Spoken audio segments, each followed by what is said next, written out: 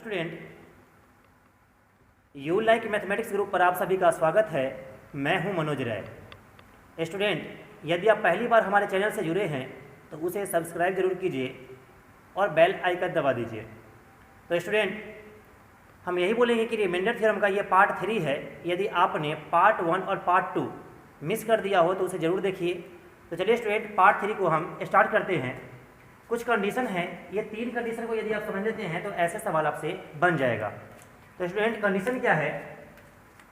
x के power n minus a के power n यह हमेशा विभाजित होगी x प्लस a और x माइनस a, मतलब कि दोनों से विभाजित होगी। कब? जब n एक सम संख्या हो। जब n का मान क्या आएगा, पावर क्या आएगा, इसका सम संख्या आएगा। तो ध्यान दीजिएगा, इधर अगला कंडीशन है कि x के पावर n माइनस a के पावर n यह हमेशा x माइनस a से विभाजित होगी। कब होगी? जब n का मान क्या हो, एक विषम संख्या हो। मतलब क्या है, दोनों का तो कंडीशन सेम ही आपको दिखाई दे रहा है। बस शर्त क्या है कि यहाँ पे यदि सम संख्या रहेगा, पावर में यदि n की जगह पर सम संख्या रहेगा तो वो दो वैल्यू से डिविजिबल होगा, विभाजित होगा, x प्लस a से और x माइनस a से। यदि पावर विषम संख्या रहेगा तो सिर्फ एक ही वैल्यू से विभाजित होगा, वो क्या होगा, x माइनस a से। ध्यान दीजिए, यदि कंडीशन ऐसा रहेगा x के पावर n प्लस रहेगा प्लस a के पावर n, तो ये हमेशा x प्लस a से, मतलब क्या हुआ कि प्लस वाला कंडीशन में हमेशा प्लस ही होगा। बस एक चीज ध्यान देना है कि जब n का मान क्या हो, विषम संख्या हो, पावर क्या होना चाहिए, विषम संख्या होना चाहिए। तो प्लस वाला में प्लस ही करेंगे, लेकिन पावर क्या होना चाहिए, विषम संख्या होना चाहिए। तो स्टूडेंट, आप लोग समझ गए कि जब सवाल x के पावर n माइनस a के पावर n के फॉर्म में रहेगा तो आपको पावर पर ध्यान देना है कि पावर सम संख्या है कि विषम संख्या है। पावर यदि सम संख्या होगा तो वो दो वैल्यू से विभाजित होगा, वो होगा, एक होगा x प्लस a और x माइनस a। यदि पावर विषम संख्या हुआ तो सिर्फ x माइनस a से विभाजित होगा, और यदि बीच में प्लस रहेगा तो वो सिर्फ जुटेगा ही वैल्यू, x प्लस a ही होगा हमेशा। बस शर्त है क्या कि ध्यान रखना है कि पावर क्या होना चाहिए, विषम संख्या होना चाहिए। तो स्टूडेंट, आइए इधर कुछ बात को समझते हैं। जैसे मान लीजिए, इसका कुछ एग्जाम्पल लेते हैं। x के पावर n माइनस a के पावर n के फॉर्म में लेते हैं। मान लीजिए कि 13 के पावर हम ले लिए 20 और माइनस 8 के पावर ले लिए 20, क्योंकि यहाँ भी n है और यहाँ भी n है, तो पावर तो हर जगह सेम ही रहेगा। 20 लिए तो 20 ही होगा। तो आप जान लीजिए यहाँ पे कि ये a के पावर n माइनस a के x के पावर n माइनस a के पावर n के फॉर्म में सवाल है। तो पावर को देखना होता है कि पावर सम है कि विषम है। यदि पावर सम होगा तो क्या होगा, वो x प्लस a से और x माइनस a दोनों से विभाजित होगा। तो x प्लस a का मतलब क्या हुआ, 13 प्लस 8 कीजिएगा तो 13 और 8 कहेंगे कि 21 से, एवं 13 में से 8 जाएगा तो कहेंगे कि 5 से। मतलब इसका आंसर हो जाएगा 21 से एवं 5 से, 21 से एवं 5 से। एक बार जोड़ दिए और एक बार घटा दिए, वो दोनों कंडीशन हो जाएगा। वो किस में, जब पावर सम संख्या होगा। ध्यान दीजिए, अगर हम मान लीजिए यहाँ पे क्या है कि n का मान विषम संख्या लेना है। अगर रहेगा 13 के पावर 20 माइनस 8 के पावर 20, अगर मान लीजिए यही सवाल है, 20 नहीं होगा, यहाँ पे विषम संख्या होगा, तो 21 ले लेते हैं या 19 लीजिए, आपकी मर्जी है। तो आप जानते हैं कि पावर जब विषम संख्या होगा तो सिर्फ x माइनस a से विभाजित होगा। तो x माइनस a का मतलब हुआ कि x की जगह पर वैल्यू क्या है, 13, और a की जगह पर 8। तो 13 में से 8 जाएगा, 13 में से 8 घटेगा, तो आपका आंसर हो जाएगा सिर्फ 5 से। मतलब समझ गए हैं कि पावर सम संख्या रहेगा तो 2 बार कंडीशन बनेगा, एक बार जोड़ के एक बार घटा के, और पावर यदि विषम संख्या रहेगा तो सिर्फ एक बार ही होगा, घटा करके। चलिए, और यहाँ पे यदि मान लीजिए सवाल रहेगा कि 13 के पावर 31 प्लस 8 के पावर 31, बोलेगा कि आपको यह किससे हमेशा विभाजित होगी, तो कहेंगे क्या कि प्लस का कंडीशन में हमेशा प्लस ही होता है। लेकिन पावर को देखना है कि पावर क्या होना चाहिए, विषम संख्या। तो पावर तो विषम संख्या है ही यहाँ पे, तो क्या करेंगे कि x प्लस a से विभाजित होगी। हम यही कहेंगे x प्लस a से। तो x की जगह पर क्या है, 13 है, और a की जगह पर 8 है, तो 13 और 8 कितना होता है, 21 होता है। कहेंगे क्या कि 21 से हमेशा विभाजित होगी, यही आपका आंसर होगा। तो चलिए स्टूडेंट, आगे इस पर कुछ क्वेश्चन को हम देखते हैं। आइए स्टूडेंट, ध्यान दीजिएगा। सवाल है कि 15 के पावर 17 माइनस 9 के पावर 17 निम्नांकित में से किससे विभाजित होगी। तो स्टूडेंट, निम्नांकित का मतलब होता है कि आपको दिया हुआ 4 गो ऑप्शन में से कौन सा ऑप्शन सही होगा, वो आपको चेक करना है। आइए स्टूडेंट, तो सवाल है 15 के पावर 17 माइनस 9 के पावर 17। तो आप जानते हैं क्या कि x के पावर n माइनस a के पावर n के फॉर्म में जब सवाल रहता है तो आपको देखना होता है कि पावर जो है वो सब इवन है कि ऑड है। पावर इवन होता है तो उसका परिणाम 2 बार आता है, और जो पावर यदि ऑड होता है तो उसका परिणाम सिर्फ 1 बार होता है। 1 बार का मतलब हुआ सिर्फ घटा करके, और 2 बार का मतलब हुआ 1 बार जोड़ के और 1 बार घटा करके। तो ध्यान दीजिए इधर, तो पावर यहाँ पे ऑड नंबर है तो कहेंगे कि ये x माइनस ए से ही विभाजित होगी। तो x माइनस ए का मतलब हो गया कि 15 में से 9 जाएगा तो कहेंगे क्या कि 6 से। कितना से? 6 से। तो देखिए आपका ऑप्शन 6 कहाँ है, तो 6 यहाँ पे है, यानी ऑप्शन नंबर सी हो जाएगा। इसका आंसर हो गया 6 से विभाजित होगी। आइए स्टूडेंट अगला सवाल देखिएगा। दिया हुआ है कि 11 के पावर 12 माइनस 3 के पावर 12 निम्नांकित में से किससे विभाजित होगी। तो हम क्या करेंगे, देखेंगे क्या कि ये x के पावर n माइनस a के पावर n के फॉर्म में है, तो पावर सम संख्या है यहाँ पे, तो इसका परिणाम 2 ठो आएगा। एक बार आएगा x प्लस a करके और एक बार आएगा x माइनस a करके, मतलब एक बार जोड़ के और एक बार घटा के। तो जब जोड़ेंगे इसको तो ये हो जाएगा 11 और 3 14 से, एवं 11 में से 3 जाएगा तो कहेंगे कि 8 से। तो जैसा कि आप देखिएगा यहाँ पे ऑप्शन में 14 एवं 8 है क्या, तो 14 एवं 8 नहीं है। तो ऐसा नहीं सोचना है कि हमारा आंसर नहीं है इसमें से, आपको ये सोचना है कि जब वो 14 और 8 नहीं है तो सोचेंगे क्या कि 14 और 8 का गुणनखंड है क्या। जैसे मान लीजिए कि जो संख्या 20 से कटता है, मान लीजिए, तो वो संख्या इसके गुणनखंड 5 और 4 अगर हुआ तो 5 और 4 से भी कटेगा।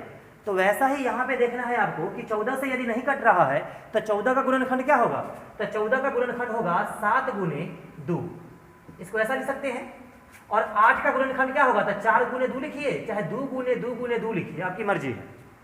तो आप देखेंगे क्या कि ऑप्शन में 7 और 4 है क्या, तो ऑप्शन में 7 है, 4 नहीं दिखाई दे रहा है। तो अब देखेंगे क्या कि यहाँ से 7 लीजिए और इसका गुणनखंड तो 2 भी तो है, 8 का गुणनखंड 2 भी तो है आपका।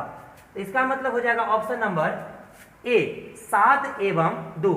14 का गुणनखंड में से 7 ले लिया और 8 के गुणनखंड में से 2 ले लिया, यानी बाई ऑप्शन होगा इसका आंसर 7 एवं 2, और यही हमारा आंसर होगा। जरूरी नहीं है स्टूडेंट कि आपका पूरा पूरा वही आंसर देगा, कभी कभी आप उसको टुकड़ा करके भी देख लीजिएगा कि हाँ टुकड़ा करके हो रहा है कि नहीं हो रहा है। तो यहाँ देखिए हम, तो 14 को हम 7 गुने 2 तोड़ सकते हैं, तो 14 में से हम 7 ले सकते हैं, इसका गुणनखंड होगा। मान लीजिए कि 14 जो है 28 को काटेगा, तो 7 भी तो 28 को काट रहा है ना, तो इसके में से हम क्या किए, 14 में से 7 ले लिए, और 8 जिसको काटेगा उसको 4 भी काटेगा और 2 भी काटेगा। मान लीजिए कि 16 है, तो 16 को 8 काट रहा है, तो 16 को 4 भी काटेगा और 16 को 2 भी काटेगा। तो यहाँ पे 8 वाला में से आपका 2 आया, तो ऑप्शन के हिसाब से आपका आंसर होगा 7 एवं 2। 14 के लिए 7 और 8 के लिए 2, तो इसका आंसर हो जाएगा ऑप्शन नंबर ए। आइए स्टूडेंट आगे बढ़ते हैं हम लोग। आइए स्टूडेंट अगला सवाल है 1000 की पावर 500 माइनस 1 निम्नलिखित में से किससे पूर्णतः विभाजित है। ऑप्शन आपको दिया हुआ है। आइए स्टूडेंट समझते हैं इस बात को। तो ये x के पावर n माइनस a के पावर n करने के लिए मान लीजिए कि 1 के पावर यदि हम 500 रख देंगे तो क्या मान में कोई परिवर्तन होगा क्या, बिल्कुल नहीं होगा। 1 के पावर कुछ भी रखने से मान में कोई परिवर्तन नहीं होगा। तो समझना है आपको कि यहाँ पे 500 भी रहेगा तो भी मान में कोई परिवर्तन नहीं होगा। तो देखिए यहाँ पे n का मान बराबर हो गया यहाँ पे, तो कहेंगे कि x के पावर n माइनस a के पावर n के फॉर्म में सवाल आ गया, और पावर जब सम संख्या होता है तो इसका आंसर 2 को आ जाता है। 2 क्या आता है, 2 कंडीशन बनता है इसका x प्लस a का और x माइनस a का, x माइनस a का।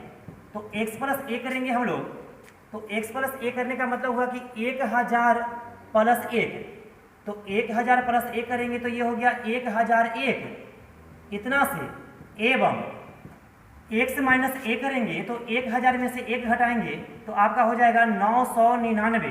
तो हम चेक करेंगे कि कौन सा ऑप्शन है, तो ऑप्शन में तो सिर्फ एक ही वैल्यू दिया हुआ है, तो आपको देखना है कि बाई ऑप्शन हमारा कौन सा ऑप्शन मिल रहा है, ऑप्शन से कौन सा मिल रहा है, क्योंकि ऑप्शन में तो 2 को वैल्यू नहीं दिया हुआ है। तो चेक करेंगे कि ऑप्शन में 1001 है कि 999 है। तो ऑप्शन में 1001 मिल रहा है आपको, 999 कहीं भी दिखाई नहीं दे रहा है, तो आपका आंसर हो जाएगा बाई ऑप्शन, ऑप्शन के हिसाब से आपका आंसर होगा 1001। चलिए स्टूडेंट अगला सवाल देखिएगा, यहाँ पे लिखा हुआ है 49 के पावर 15 माइनस 1, तो आप 1 के पावर भी यदि आप 15 देते हैं तो मान में कोई परिवर्तन नहीं होगा, तो ये x के पावर n माइनस a के पावर n के फॉर्म में सवाल आ गया। और पावर देख रहे हैं कि ये विषम संख्या है, ऑड नंबर है, तो आप जानते हैं कि हमेशा x माइनस a से ही, मतलब एक ही बार ये विभाजित होगी। x माइनस a का मतलब हो गया 49 में से 1 जाएगा तो कहेंगे कि 48 से।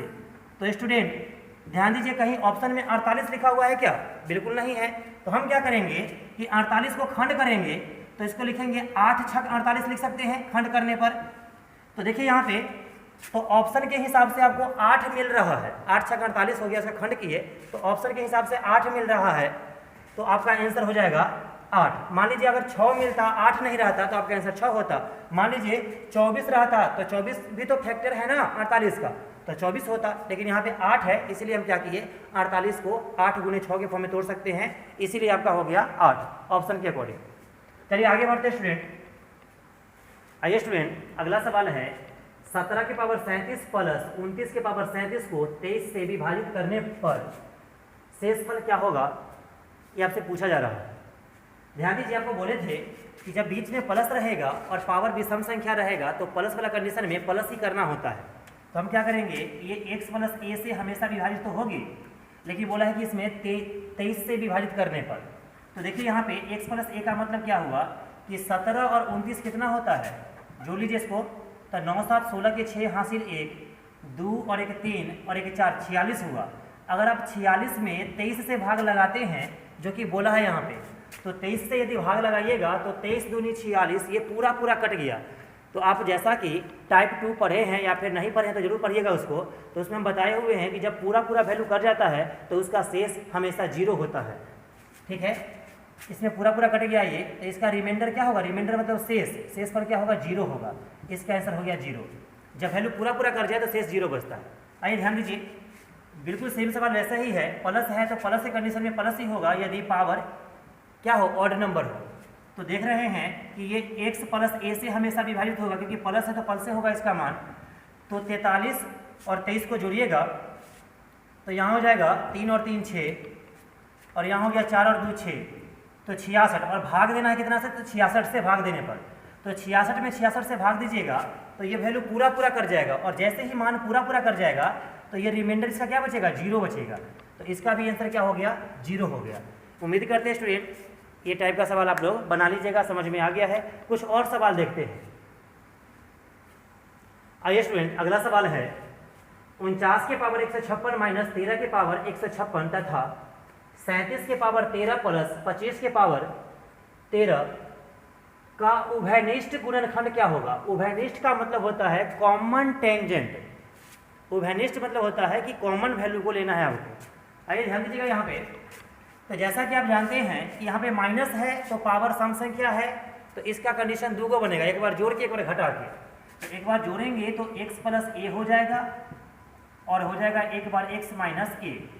तो इसको जोड़िएगा तो 9 3 12 के 2 हासिल 1, 4 1 5 और 1 6 62 हो गया, एक बार 62 से। और इसको जब यदि हम घटाएंगे तो 9 में से 3 गया तो 6, और 4 में से 1 जाएगा तो 3 36 से, मतलब ये कंडीशन हो गया 62 एवं 36 से। और इसको देखिएगा, इसको आप, तो आप जानते हैं कि बीच में जब प्लस होता है तो प्लस में प्लस ही करना होता है, बशर्ते है क्या कि पावर होना चाहिए क्या, विषम संख्या। तो बिल्कुल वैसा ही है। तो इसको हम जोड़ेंगे, x प्लस a करेंगे तो यहाँ हो जाएगा 7 और 5 12 के 2 हासिल 1, 2 और 3 5 और 1 6 62 से। तो आपको देखना है क्या कि उभयनिष्ठ गुणनखंड पूछा है हमसे। उभयनिष्ठ का मतलब ये हुआ कि ये दोनों वैल्यू में से कॉमन क्या है, तो इधर 62 और 36 है और यहाँ पे 62 है, तो कॉमन तो हुआ 62 ना। कॉमन का मतलब होता है कि वो दोनों में होना चाहिए। समझ गए बात को कि कॉमन का मतलब क्या होता है कि दोनों में होना चाहिए, वही वैल्यू कॉमन होता है। तो यहाँ पे बताइए ऑप्शन में क्या 62 है, तो बिल्कुल है, ऑप्शन नंबर हो जाएगा सी, यही आंसर हो गया आपका। उभयनिष्ठ गुणनखंड का मतलब हो गया कि आपको दोनों वैल्यू में कॉमन देखना है। कॉमन का मतलब होता है कि जो हाल दिल का उधर हो रहा है वही हाल दिल का इधर भी होना चाहिए, तब वैल्यू कॉमन होता है। तो यहाँ पे हाल बराबर हो गया तो ये मान कॉमन हो गया। आइए यहाँ समझिएगा कि प्लस वाला कंडीशन में प्लस करना होता है, तो इसको जोड़िएगा, x प्लस a कीजिएगा तो हो जाएगा 7 और 7 14, हासिल 1, 9 2 11 और 1 12 के 2, हासिल 1 और 1 2, 224 से। और यहाँ भी देखिएगा तो यहाँ भी प्लस है, तो प्लस का कंडीशन प्लस में होता है, प्लस का मान जो है प्लस में ही आता है। पावर यदि विषम संख्या हो तो बिल्कुल सही है, पावर विषम संख्या है। तो यहाँ क्या हो गया 127 और 97 जोड़िएगा तो इतना ही तो वैल्यू है, यहाँ पे भी 224 ही है, ये भी 224 है। तो बताइए कि दोनों में कॉमन क्या है, तो 224 इसमें भी है और 224 इसमें भी है, तो आपका ऑप्शन हो जाएगा सी नंबर, इसका भी 224 ही। आइए स्टूडेंट अगला सवाल देखते हैं। आइए स्टूडेंट ये सवाल दिया हुआ है कि 3 के पावर 4n माइनस 4 के पावर 3n निम्नांकित में से किससे विभाजित होगी। तो इस सवाल को हम ऐसे कर सकते हैं कि 3 के पावर 4 के पावर n, क्योंकि 4 में n से गुना करेंगे तो 4n ही तो होगा, माइनस में 4 के पावर 3 के पावर n कर दिए। तो आप जानते हैं कि 3 के पावर 4 जो होता है, 3 के पावर 4 कीजिएगा तो 81 हो जाएगा आपका, ये 81 के पावर n हो जाएगा, और माइनस 4 के क्यूब होता है 64, तो 64 के पावर n। तो आप जानते हैं कि ये n जो है n, जैसे a के पावर n माइनस a के x के पावर n माइनस a के पावर n के फॉर्म में आ गया ये, तो n पता नहीं चल रहा है कि n सम है कि विषम। तो जैसा कि आपको पता है कि विषम वाला होता है तो उसमें x माइनस a करते हैं, और सम वाला में दोनों काम करते हैं, जोड़ते भी हैं और घटाते भी हैं। तो हम क्या करते हैं कि इस वैल्यू को एक बार जोड़ के देख लेते हैं और घटा के देखते हैं, जो ऑप्शन मिल जाएगा वो हमारा आंसर होगा, क्योंकि आपको निम्नांकित बोला है। निम्नांकित का मतलब होता है कि ऑप्शन से आपको बनाना है सवाल को। तो यहाँ देखिए, तो एक बार हम x प्लस a कर लेते हैं और एक बार हम x माइनस a कर लेते हैं। ध्यान दीजिएगा स्टूडेंट, तो x प्लस a का मतलब हो गया कि 81 और 64 को जब हम जोड़ेंगे तो 1 और 4 5 हो जाएगा, और 6 और 8 हो गया 14, यानी कि 145 से। और दूसरा को यदि हम घटाते हैं तो यहाँ पे हो जाएगा x माइनस a, यानी 11 में से 4 जाएगा तो 7, और ये 7 में से 6 जाएगा तो 1 17 से। तो आपको चेक करना है स्टूडेंट कि ऑप्शन में क्या है, 145 है कि 17 है। तो ऑप्शन में 17 आपको दिखाई दे रहा है, यानी बाई ऑप्शन इसका आंसर हो जाएगा 17। आप सवाल में कुछ नहीं करना है, n से पता नहीं चल रहा है कि ये सम है कि विषम है, तो हम जानते हैं क्या कि इसको हम यदि सम मान के चलेंगे तो सम वाला में तो दोनों कंडीशन आता है, जोड़ करके भी और घटा करके भी। तो जोड़ के देख लिए और घटा के देख लिए तो ऑप्शन से आपको 17 मिल रहा है, तो हम समझ जाएंगे क्या कि बाई ऑप्शन इसका आंसर 17 होगा। चलिए स्टूडेंट आगे बढ़ते हैं हम। अगला सवाल है 7 के पावर 12 माइनस 4 के पावर 12 निम्नांकित में से किस संख्या द्वारा पूर्णतः विभाजित होगी। तो सबसे पहले आप जानते हैं कि पावर जो है से सम संख्या है, तो इसका मान 2 बार आएगा, एक बार जोड़ करके और एक बार यही वैल्यू को घटा करके। तो इसको जब हम जोड़ेंगे तो 7 और 4 हो जाएगा 11 से, और इसको यदि हम घटाएंगे तो 7 में से 4 जाएगा तो 3 से। तो जैसा कि आप देख रहे हैं स्टूडेंट कि 11 और 3 दोनों अभाज्य संख्या यहाँ पे, तो ऑप्शन में ना तो 11 है और ना ही 3 है। तो आपको ऐसे सोचना है कि आपको तो ऑप्शन में नन ऑफ दीज भी नहीं दिया हुआ है, तो आपको कोई ना कोई ऑप्शन को टिक करना है। तो हम देखेंगे क्या कि जो संख्या 11 से भी कटे और 3 से भी कटे तो वो संख्या 33 से जरूर कटेगा। बात समझिएगा यहाँ पे, क्योंकि 33 को 11 भी काट रहा है और 3 भी काट रहा है, इसीलिए इसका ऑप्शन हो जाएगा बी नंबर 33। अब देखिएगा यहाँ पे 36 जो है, अगर 12 और 3 होता तो 36 होता हमारा आंसर, लेकिन ऑप्शन में 11 और 3 है, तो 11 जो है 36 को नहीं काट सकता है। इसीलिए हम देख लिए यहाँ पे कि ऑप्शन के हिसाब से 11 और 3 जो है वो 33 को ही काट सकता है, इसीलिए इसका आंसर ऑप्शन के हिसाब से 33 होगा। ऐसा नहीं सोचना है कि ऑप्शन में नहीं है तो आंसर गलत हो गया, नहीं। आपको चेक करना है कि क्या कोई कंडीशन ऐसा आ रहा है कि गुना करने से या भाग करने से या गुणनखंड करने से ऑप्शन में मिल रहा हो। तो बिल्कुल ऑप्शन नंबर बी हमारा मिला 33, 11 से भी कट जाएगा और 3 से भी कटेगा, तो ऑप्शन के हिसाब से आपका आंसर हो गया 33। तो स्टूडेंट इस टाइप का सवाल जब भी आएगा तो आप लोग बना लीजिएगा बहुत आसानी से। और आप लोगों से हम यही चाहेंगे कि आप लोग को यदि यह वीडियो पसंद आया है तो इसे लाइक कीजिए, सब्सक्राइब कीजिए और शेयर कीजिए। तो स्टूडेंट कैसा लगा इसका आप कमेंट भी ज़रूर कीजिएगा हमें। तब तक के लिए धन्यवाद। अगले वीडियो में हम लोग मिलेंगे आपसे।